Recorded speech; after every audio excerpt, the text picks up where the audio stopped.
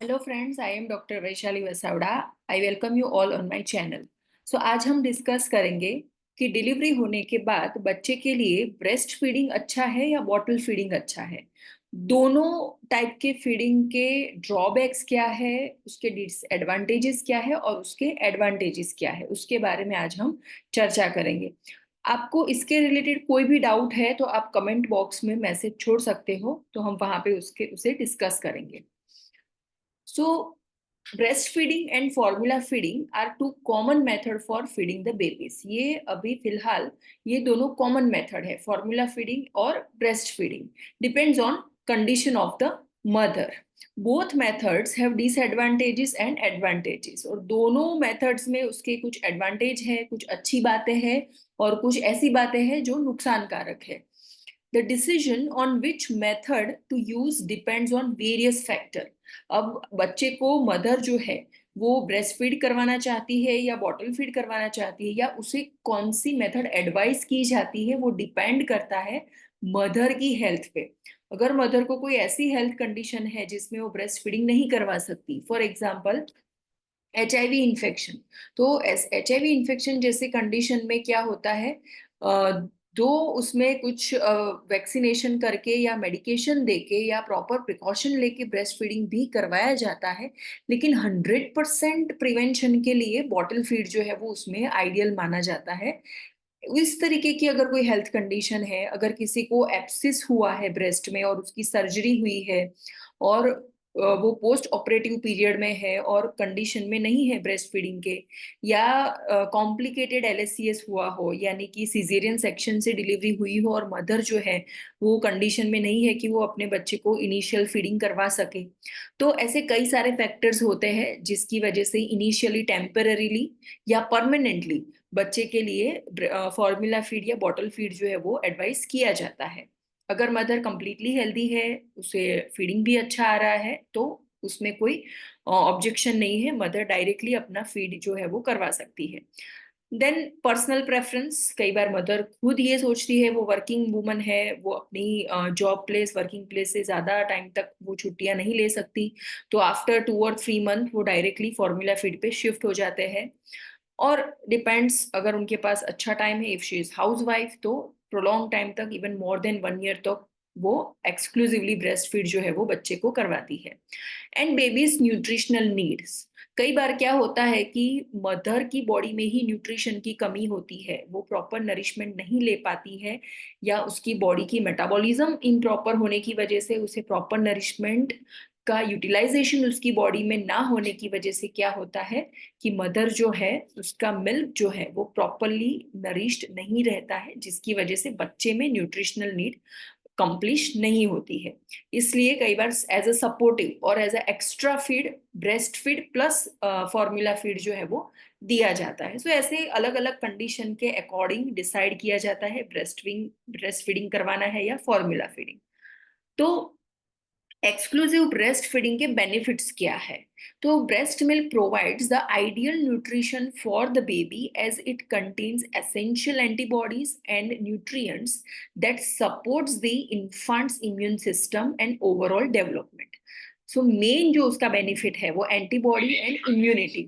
सो main उसका वो ये बेनिफिट रहता है कि मदर का जो मिल्क रहता है वो अपने स्पेसिफिक बेबी के लिए ही बनता है। अगर बेबी 1 मंथ का है तो उसकी मदर की बॉडी में 1 महीने के बच्चे के अकॉर्डिंग मिल्क फॉर्म होगा और उसे प्रॉपर नरिशमेंट मिलेगा।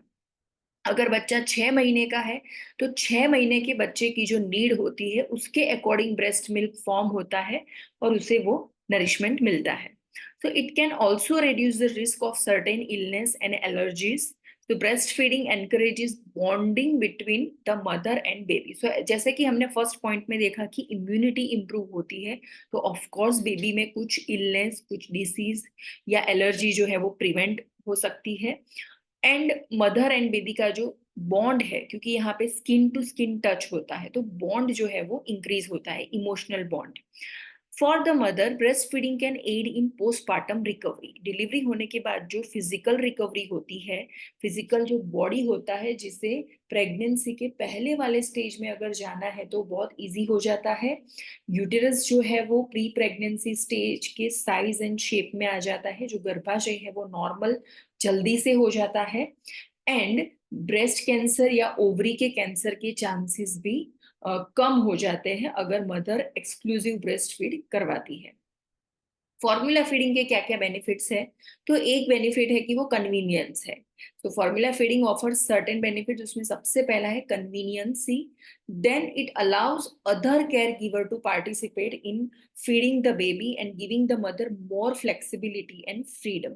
सो दूसरे जो केयर गिवर्स होते हैं, जो मदर है, उसकी मदर इन लॉ है या उसकी अपनी मदर है या सिस्टर है, उसकी एब्सेंस में या वो अगर कहीं बिजी है या रेस्ट कर रही है, तो उस टाइम पे जो दूसरे केयर गिवर्स होते हैं, दूसरे फैमिली मेंबर होते हैं, वो भी बच्चे को फॉर्मूला फीड जो है वो दे सकते हैं और मदर को उस टाइम पे एंगेज रहने की जरूरत नहीं होती है। तो एक तरीके की फ्लेक्सिबिलिटी और फ्रीडम मिल जाता है। Then additionally formula feeding allows parents to monitor the baby's intake better, क्योंकि आप फॉर्मूला फीड करवा रहे हो, आप मेजर करके दोगे बच्चे को 30 ml 60 ml, तो आपको पता रहेगा कि एवरी 2 आवरली बेबी जो है वो कितना इनटेक कर रहा है, उसके अकॉर्डिंग उसका weight management and development management भी हो सकता है।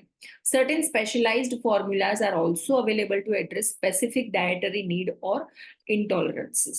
सो कई बार क्या होता है, अगर प्रीटर्म बेबी है या बच्चे का वेट बहुत कम है और मदर को प्रॉपर फीडिंग नहीं है, तो उसके डाइटरी नीड्स के अकॉर्डिंग स्पेशलाइज्ड फॉर्मूला रहते हैं जो बच्चे को आराम से आप दे सकते हो। और इंटॉलरेंसेस, कई बार मदर मिल्क जो है वो बेबी को इंटॉलरेंस होता है, यानी कि बच्चा जो है वो उसे डाइजेस्ट नहीं कर पाता, तो ऐसी कंडीशन में स्पेशलाइज्ड फॉर्मूला जो है वो काम आ जाते हैं।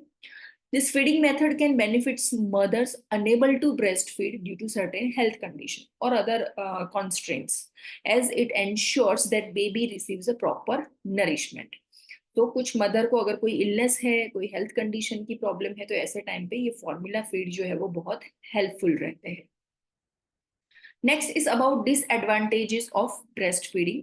सो ब्रेस्ट फीडिंग से इनिशियल जो स्पेशली न्यू मदर, जो फर्स्ट टाइम मदर बनती है, उनके लिए बहुत ही प्रॉब्लम रहती है कॉमन कंडीशंस में, जैसे कि सोर निपल, निपल्स जो है वहां पे अल्सर्स डेवलप हो जाते हैं, स्वेलिंग डेवलप हो जाते हैं, क्योंकि इनिशियली न्यू मदर्स को नहीं पता होता है कि बेबी को कैसे ब्रेस्ट फीड करवाना है, और इम्प्रॉपर ब्रेस्ट फीड की वजह से ये प्रॉब्लम्स आती है।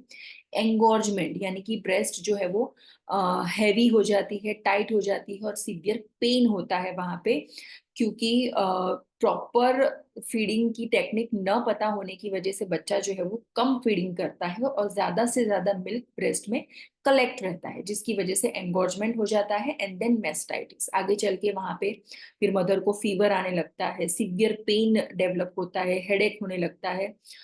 तो वो जो है वो एंगोर्जमेंट का अगला स्टेज है, मेस्टाइटिस। अगर एंगोर्जमेंट को आप इग्नोर करते हो तो जल्दी से मेस्टाइटिस भी डेवलप हो जाता है और फिर बाद में एप्सिस फॉर्मेशन भी हो सकता है।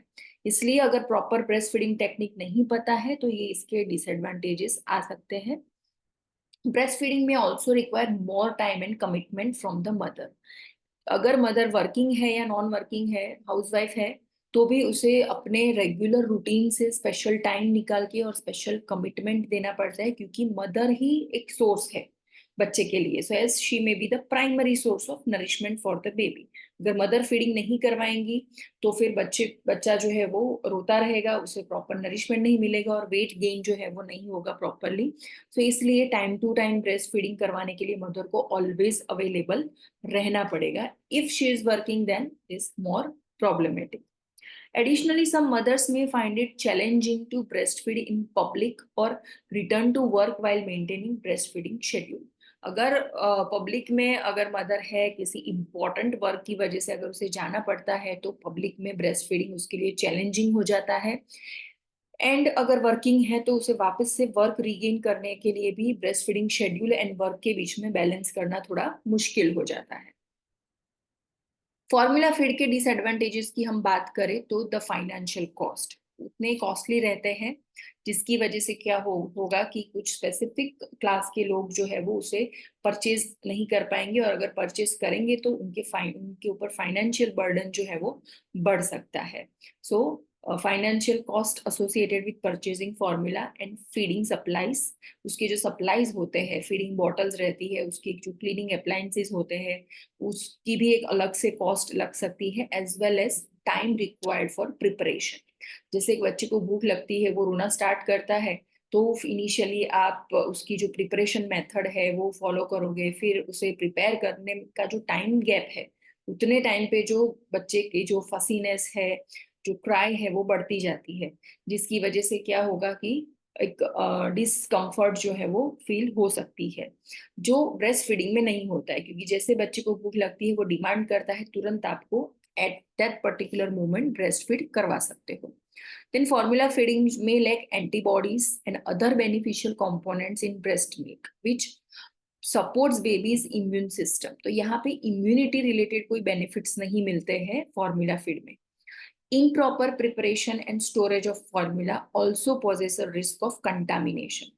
अगर आप फॉर्मूला मिल्क बनाने के लिए जो पानी यूज करते हो, जो कंटेनर्स यूज करते हो, अगर प्रॉपरली क्लीन नहीं है, अगर सीजन ऐसी ह्यूमिड सीजन है, मॉनसून की सीजन है, तो इजीली वहां पे प्रॉपर क्लीनलीनेस और ड्राई ना होने की वजह से फंगल इन्फेक्शन आ सकता है, बैक्टीरिया आ सकते हैं, उसमें कंटामिनेशन हो सकता है, जिसकी वजह से उसकी इम्पैक्ट जो है वो बेबी की ओवरऑल हेल्थ पे पड़ सकती है।